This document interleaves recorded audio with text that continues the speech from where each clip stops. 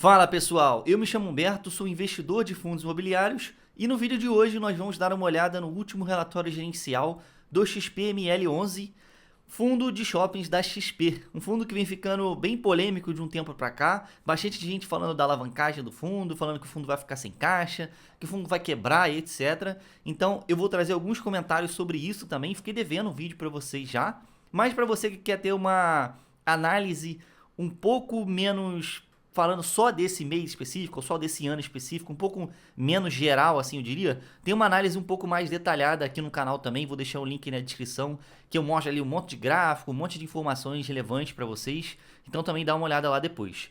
Mas é isso, o vídeo de acompanhamento aqui do XPML, vamos lá, se inscreve aí no canal, deixa um like, e é isso. Começando aqui falando sobre os imóveis do fundo, então só tem shopping na carteira, tem shopping, tem uns outletzinhos, sei lá se você considera isso como shopping ou não, mas é shopping aqui no fundo, eles consideram como shopping. Os mais relevantes são Tietê Plaza Shopping, o Catarina Fashion Outlet e o Grande Plaza Shopping, são os que mais representam aí no NOI, no lucro mensal do fundo. Cada um representa ali tipo 7, 8% mais ou menos. Tem um monte de shopping aqui, pessoal, bem interessante. Tem alguns shoppings aqui no Rio de Janeiro, bem conhecidos. Tem em São Paulo, tem na Bahia, tem um monte de lugar aí pelo Brasil. É um fundo bem diversificado em questão de ativos. São mais de 20, se eu não me engano, então tem bastante coisa aqui dentro do portfólio. Nesse gráfico você consegue identificar quanto que cada um desses ativos, quanto que cada um desses shoppings representam no lucro do fundo. Então, como eu disse para vocês, Tietê, Plaza Shopping, Grande Plaza Shopping, Catarina Fashion Outlet. Eu falei 6, 7%, né? Mas na verdade é 12% no Tietê, 11% no Grande Plaza e 10% no Catarina. Esse gráfico aqui eles disponibilizam em todo o relatório, então muda um pouco, mas geralmente esses três sempre ficam aqui nas maiores representações do lucro mensal do fundo. Mas como vocês conseguem ver aí, é um fundo bem diversificado. Olha quantos ativos tem. Né, não tem nenhum ativo aqui com 20, 30% da carteira. Então é um fundo bem interessante em questão de diversificação. E tem vários estados do Brasil também. Aqui nesse gráfico a gente consegue ver que o fundo tem um certo foco em Sudeste. Então Rio de Janeiro, São Paulo, etc. Tem um pouco no Nordeste também. Depois vem Norte e Sul. Então o foco aqui no fundo é Sudeste. Vamos ver se numa possível emissão mais para frente o fundo não consegue comprar mais coisa no Nordeste, que é onde os outros fundos estão focando agora, talvez no Sul. Vamos ver como é que vai ser. O que mais temos aqui para falar? Já falando aqui de DRE do fundo, do resultado mensal daqui do fundo. Estamos olhando o relatório de fevereiro, mas a gestora coloca aqui os dados de janeiro, então ele tem esse delayzinho aí. Tivemos de receita nesse mês 59 milhões de reais, gastamos aí com despesas 8 milhões 800 e poucos mil.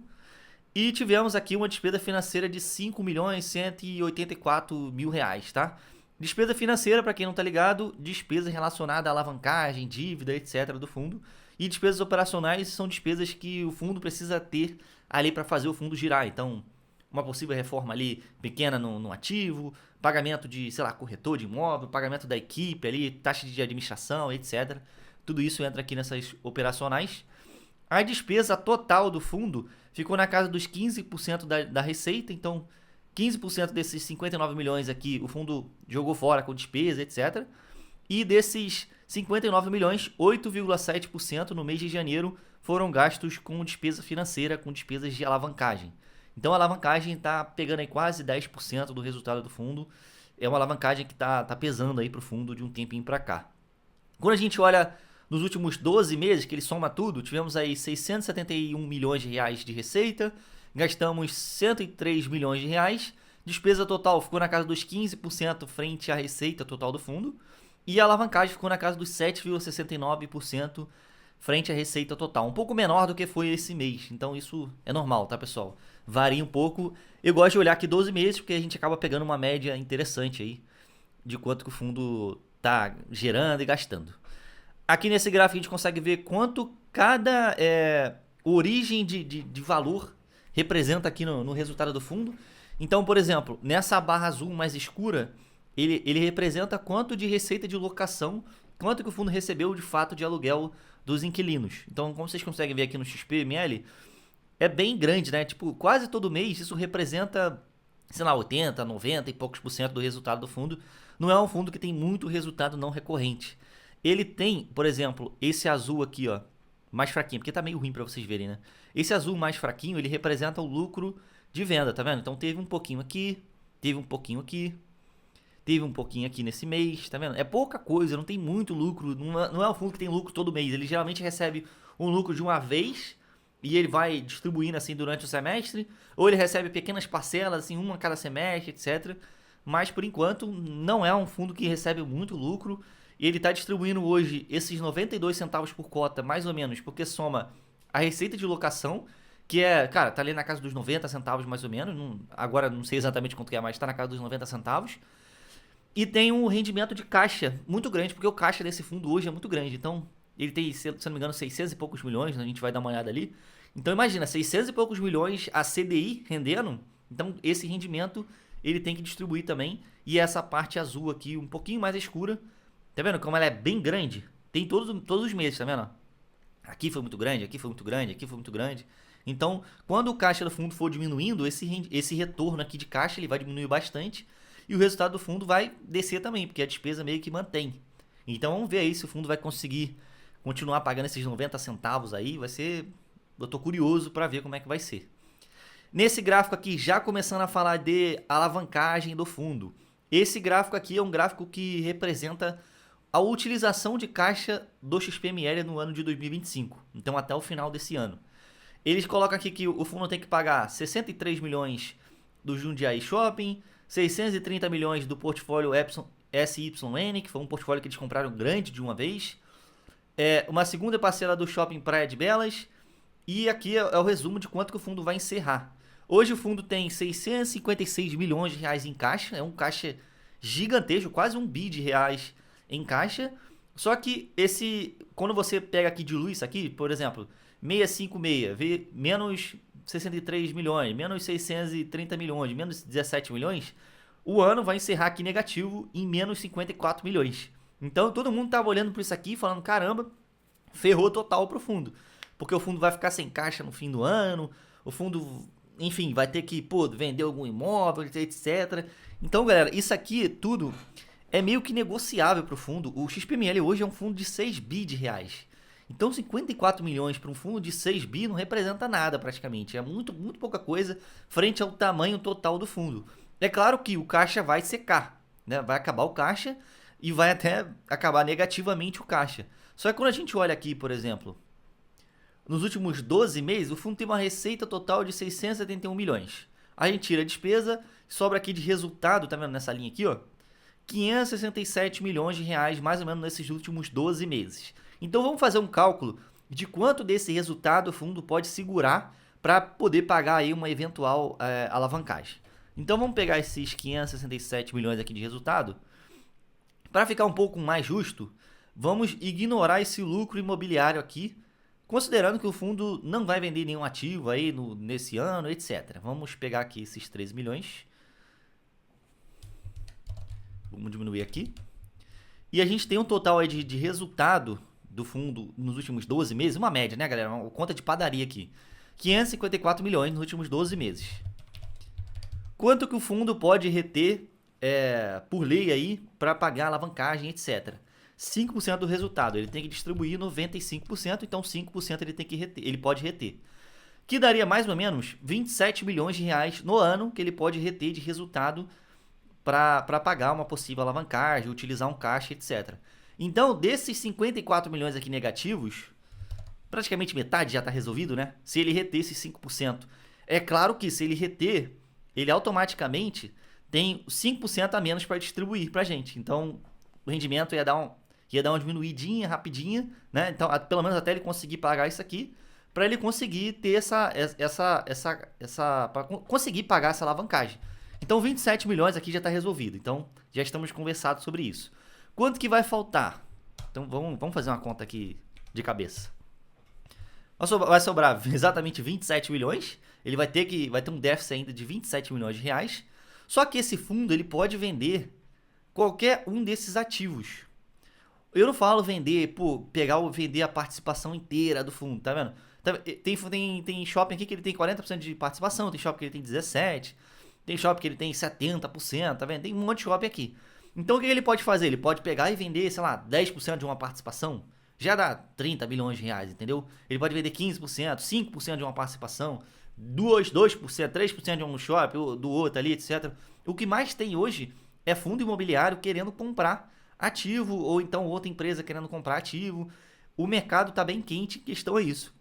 Com os juros altos do jeito que está, é um pouco mais difícil de vender porque ninguém consegue captar uma alavancagem, por exemplo. Um fundo imobiliário que não tem caixa hoje, ele vai ter que pegar uma alavancagem IPCA mais 8, CDI mais 1 e pouco, CDI mais 2. Então meio que não fica legal de ninguém comprar. Então a liquidez está muito ruim desses ativos. Mas num período de 12 meses, não é possível que a gestora não vai conseguir vender alguma coisa, galera. Então vou dar aqui exemplos de fundos que tem caixa para comprar uma participação pequena, sei lá, 30 bilhões de reais. Que nem a hedge fund, né? Eles têm caixa lá, eles conseguem comprar ativo. Talvez já estejam até conversando aí com o pessoal do fundo, eu não duvido nada. Porque nem a hedge fund está com a sede grande de comprar coisa. Enfim, tem outros fundos aí grandes também com caixa de 30 milhões que conseguem comprar. O fundo pode, por exemplo, pegar também outra alavancagem, etc. Então, assim, galera, é ruim a situação, de fato, né? O caixa vai ficar negativo. Mesmo se ficasse 0-0 aqui, ainda seria ruim porque o fundo ia ficar sem caixa. Então, não é legal o fundo ficar sem caixa, porque ele tem outras alavancagens. Isso aqui, galera, essas parcelas nem são consideradas alavancagens. Porque se a gente olhar aqui embaixo, ó, o fundo tem outras alavancagens, entendeu? Essas parcelas aqui não tem um CRI por trás. É só um compromisso de que o fundo ia pagar nesse tal dia e etc. Tem algumas aqui que são reajustadas pelo IPCA, assim, aquele IPCA mais cupom, então é uma alavancagem, entre aspas, muito barata. Tem outros que são por CDI, etc. Então vamos ver como é que vai ser. Metade desse problema aqui já está resolvido se o fundo reter os 5% que eles podem reter ali por ano, e o restante eles vão ter que dar um jeito aí de vender ativo. Tem fundo imobiliário hoje em carteira, a gente vai mostrar ali também que eles podem vender. Mas é isso, vamos falar aqui. Quais são as possíveis soluções para aquele caixa zerado ali do fundo, negativo do fundo? Reter 5%, que é o que a gente já falou, reter 5% do resultado, o fundo pode fazer isso. Eles podem vender ativos, que a gente já falou também. Eles podem fazer emissão de cotas, só que com o mercado atual, a cota abaixo do valor patrimonial não dá para emitir, então eles já deixaram claro aqui que não vão realizar nenhuma oferta que dilua a participação dos cotistas, ou seja, nenhuma oferta abaixo do valor patrimonial. E o fundo pode também pegar outra alavancagem. Então parece meio maluco isso aqui, mas o fundo pode, sei lá, pegar uma alavancagem de, não sei, 60 milhões de reais mais ou menos, e colocar num lastro aí de algum contrato dos imóveis do fundo, pegar esses 60 milhões e pagar aí, e essa outra alavancagem nova, ele só vai começar a pagar lá para frente, então vai dar um espaço de tempo maior para o fundo. Eles podem fazer isso também, é claro que não seria o ideal, mas eles podem fazer isso também. E eles podem também vender os fundos imobiliários em carteira, que hoje o fundo tem 3,9% do patrimônio em fundos imobiliários. Então vamos fazer um cálculo rápido aqui, galera. O valor patrimonial do fundo hoje é 6 bilhões 650 bilhões. Vezes 0,04, que é para pegar os 4%, o fundo tem hoje 266 milhões em fundos imobiliários. Aqui ele fala que tem 301 milhões. Vamos considerar esses 301 milhões aqui, melhor, né? Que tá aqui o oficial aqui do fundo. Eu, como sou chato, deixei aqui aberto para vocês o informe trimestral estruturado do fundo, que é uma tabelinha que eles têm que divulgar por lei a cada trimestre, com tudo que ele tem em carteira, imóveis, fundos imobiliários, etc. Aqui no relatório eles não colocam quais são esses fundos, tá vendo? Eles só falam, tem 3,9% aqui em fundo, e não fala quais fundos imobiliários eles têm em carteira. Os fundos são esses daqui: Capitânia, HBC, Renda Urbana, nada a ver com o fundo. Esse aqui era o antigo EVBI 11, que agora virou o CPUR 11, que é um fundo de renda urbana da Capitânia, que tem lá no TRXF também, etc. O fundo tem hoje quase 42 milhões nesse fundo. Essa aqui é uma posição que eles podem diminuir. Não sei se o fundo teria essa liquidez toda, o CPUR, não sei se tem. Mas ele está sendo negociado acima do valor patrimonial hoje, se eu não me engano. Então eles, será que a gente não pode negociar lá com o TRXF também para vender essa participação, etc. Aí vamos aqui para os absurdos. Capitânia Logística, então é o CPLG, fundo de logística, nada a ver aqui no portfólio, 31 milhões de reais. Capitânia Office, se eu não me engano é o CPOF, né? Agora eu também não lembro, 60 milhões de reais nesse fundo, também nada a ver. Capitânia Shoppings é uma alocação até que ok, né? Não tem como dizer que não faz sentido, porque de shopping, mas também é um fundo que não tem muita liquidez, etc. Isso aqui, ok, Parque Higienópolis, mas é pouca coisa. Via Parque Shopping é uma compra indireta que eles têm. Aqui é o MOL 11, um outro fundo imobiliário de shoppings aí também, tem 80 milhões de reais. Não dá para desmontar a posição agora, porque esse fundo está abaixo do valor patrimonial, então geraria prejuízo para o fundo. E depois vem esse Neomal aqui, que é um ativo que eles compraram indiretamente. Esse aqui também compraram indiretamente, então não sei se faz sentido vender, mas olha a grana que tem aqui. 407 milhões de reais. 405 milhões de reais. E ele tem também o AJFI 11, que é um outro fundo de shopping com a liquidez também pequena. Também está sendo negociado abaixo do valor patrimonial, então não dá para o fundo vender. Então, possíveis movimentações que o fundo dá para fazer. Essa aqui, eles podem vender. E talvez alguma dessas duas. Porque como são fundos monativo, eles até conseguem negociar aí alguma coisa com outro fundo imobiliário, de comprar indiretamente, etc. Não tem aquela liquidez toda, fica ruim por conta disso, mas eles conseguem talvez fazer alguma coisa. Então é um problema de alavancagem que o fundo tem hoje grande, sim, mas é um fundo de 6 bi de reais, galera. Calma, vai dar certo, né? Os caras vão dar um jeito. Se eles não deram um jeito ali também, eles conseguem renegociar para botar mais para frente, etc. Ninguém vai, falar pro PML que, cara, preciso dessa grana agora, tá? É um fundo muito grande, muito robusto, que consegue emitir. Assim que o mercado voltar, eles vão conseguir emitir. É claro que o gestor deu mole pra caramba nessa alavancagem, ele se alavancou muito. Eu deixei aqui embaixo o cronograma pra vocês, eu ia mostrar depois, mas deixa eu mostrar agora. Isso aqui é uma linha do tempo dos ativos que o fundo comprou, né? Então, historicamente, o fundo sempre compra muita coisa. Mas olha isso, de 2023, o fundo comprou 1, 2, 3, 4, 5, 6... Não, aqui ele vendeu, né? 6, 7, 8, 9, 10, 11, 12, 13, 14, 15, 16, cara, 18, sei lá quantos shoppings o fundo comprou. É muita coisa que eles compraram de uma vez. Eu acho que o gestor poderia ter selecionado um pouco mais, né? Eles estavam comprando tudo. Eu acho que eles esperavam que o mercado tivesse bom ainda para conseguir emitir. Mas é isso. Enfim, vamos continuar aqui falando da alavancagem de fato. Então, vamos ignorar aquelas parcelas lá de cima agora. Aqui, de fato, é a alavancagem, tem um CRI por trás, tá vendo? Tem uma operação de securitização, etc., de um dinheiro que o fundo pegou emprestado. Ele tem hoje todo esse valor aqui em alavancagem. O valor total de alavancagem, considerando só esses CRIs, é de 559 milhões de reais, 560 milhões de reais também. Então, é um valor de alavancagem bem grande. E esse aqui é o cronograma de amortização dessa alavancagem. O cronograma de tanto de caixa que o fundo vai ter que utilizar por ano para pagar essa alavancagem. Então, somados àqueles 600 e poucos milhões de reais aqui que o fundo vai utilizar, que vai ficar negativo, ainda tem esses 23 milhões aqui que, se eu não me engano, eles não estão considerando ali em cima. Então, tem pancadas vindo aí nesse fundo. Eles vão ter que arrumar um jeito aí de arrumar uns 80, 60, 70, 80 milhões de reais ainda esse ano. Então, eles vão ter que vender algum ativo, galera. Vão ter que vender algum ativo, não tem o que fazer. Aqui as alavancagens a gente consegue ver que são... Tem algumas que as taxas são pesadas, e essa aqui até que é ok. Mas essa aqui, por exemplo, IPCA mais 7,3, já é uma taxa pesada. Essa aqui, CDI mais 2,75, uma taxa pesadíssima. É um juros muito alto, com CDI subindo agora, então vai ser complicado. O fundo tem que arrumar um caixa, pelo menos para matar essa última alavancagem aqui, para não ficar tão pesada assim em questão de juros. Mas vamos ver como é que vai ser. Nos próximos anos, 28 milhões, 2027 35, 34, 35, 41 milhões em 2028, tá crescendo assim, porque tem muita carência nessas alavancagens. Então essa carência vai acabando aos poucos e o fundo vai ter que começar a utilizar um pouco mais de caixa. Enquanto não rolar a emissão, enquanto não rolar uma venda muito grande nesse portfólio, esse fundo vai continuar com esse caixa aí apertadinho, mas é um fundo de 6 bi, falo novamente, não é um fundo que vai quebrar, não é um fundo que vai quebrar. Então, já deixamos claro aqui. Vamos falar aqui de indicadores operacionais do mês de janeiro de 2025. Vamos olhar só o importante aqui. NOI caixa por metro quadrado, lucro por metro quadrado do fundo. Em comparação a 2024, caiu 6,4%. Por enquanto, nada a se preocupar. Vamos ver como é que vai ser os próximos meses. Talvez isso aqui seja por, não sei, inadimplência, não sei, né? Vamos ver os próximos relatórios como é que vai ser. Nada a se preocupar ainda. Vendas por metro quadrado também teve uma queda de 7,2%, considerando o mês de janeiro comparado ao mês de janeiro do ano passado. Lembrando que agora o portfólio é totalmente diferente do que era o portfólio em janeiro do ano passado. Mudou muita coisa, então tem ativos diferentes. Aqui ele pega um geralzão de todos os ativos do fundo. Então isso pode significar alguma coisa aí no portfólio que ainda está sendo melhorado, etc.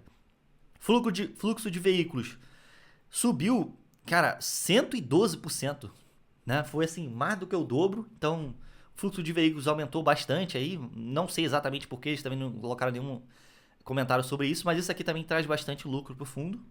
Aí aqui só olhando, mostrando para vocês quanto é que era o lucro por metro quadrado em janeiro de 2024, tá vendo? R$ 185.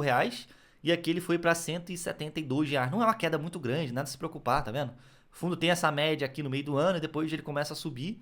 Vamos ver como é que vai ser esse ano, porque o portfólio agora tá totalmente diferente. A inadimplência em janeiro de 2025 ficou na casa dos 7,6%. Então isso aqui é gente que deixou de pagar, aluguel que eles não receberam em janeiro. Todos os fundos que eu estou gravando aqui para vocês tem essa alta aqui grande. Se você olhar aqui ano passado também teve uma alta, tá vendo? É normal de portfólio de shopping em janeiro ter essa alta aí, porque eles cobram um 13º aluguel, etc. Tem um monte de coisa aí que acontece em shoppings. Então essa inadimplência aqui é normal, nada a se preocupar. E questão de vacância tá muito boa do fundo, né? Só 3,6% de vacância.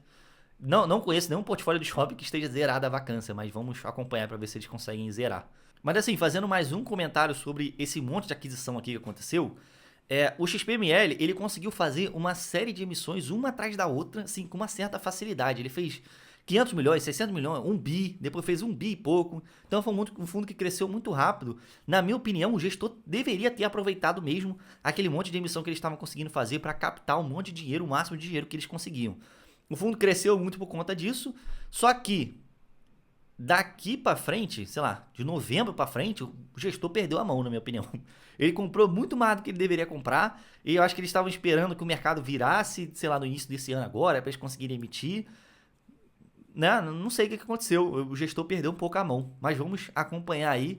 Por enquanto, assim, eu sigo com um certo alarme assim na minha cabeça. Eu sou cotista do fundo, tenho em carteira, mas por enquanto ainda não vendi minha posição, não acho que vendeu, não acho que perdeu o fundamento, ainda tem vários shoppings legais aqui, vários shoppings que outros fundos adorariam ter em carteira. Então vamos acompanhar aí como é que vai ser. Agora vamos dar uma olhada aqui no relatório do retorno histórico do fundo. Então, nesse gráfico a gente considera tanto valorização de cota quanto rendimentos. Então, o gráfico meio que soma tudo, rendimento e valorização de cota. E ele monta esse gráfico super interessante aqui pra gente, que mostra o retorno histórico do XPML11. Então, em verde é o gráfico do XPML11, em vermelho é o gráfico do CDI11, para a gente conseguir fazer essa comparação. Até agora, o XPML11 rendeu desde o início do fundo, ali em 18, mais ou menos, 17, 18. Dezembro de 2017 até agora. Teve um retorno total XPML de 70,24% desde o início do fundo, somando rendimento, valorização de cota, etc. E o CDI teve um retorno total de 74,64%. O CDI rendeu aí 4% a mais ou menos. Só que o fundo já ganhou do CDI várias vezes, tá vendo? Aqui estava bem descolado do CDI, aqui também, aqui também. Então, quando geralmente o fundo fica ali no valor patrimonial, geralmente ele está rendendo um pouco mais que o CDI, porque, enfim, é um fundo que já distribuiu muito lucro, já conseguiu vender imóvel com muito lucro, vem pagando dividendo legal também nos últimos anos. Então, é um fundo que, quando o mercado voltar, quando a cotação voltar a valores que ele estava antes, esse fundo vai mostrar um gráfico aqui muito mais interessante para a gente. No geral, um retorno bem interessante. Vamos continuar acompanhando aí. Quando esse CDI cair, esse gráfico provavelmente vai colocar aí o XPML acima também. Então, vamos acompanhar. Gente, era isso. Espero que vocês tenham gostado aí do vídeo. Para você que gostou, deixa um like aqui, se inscreve no canal. Vejo vocês na próxima. Fui!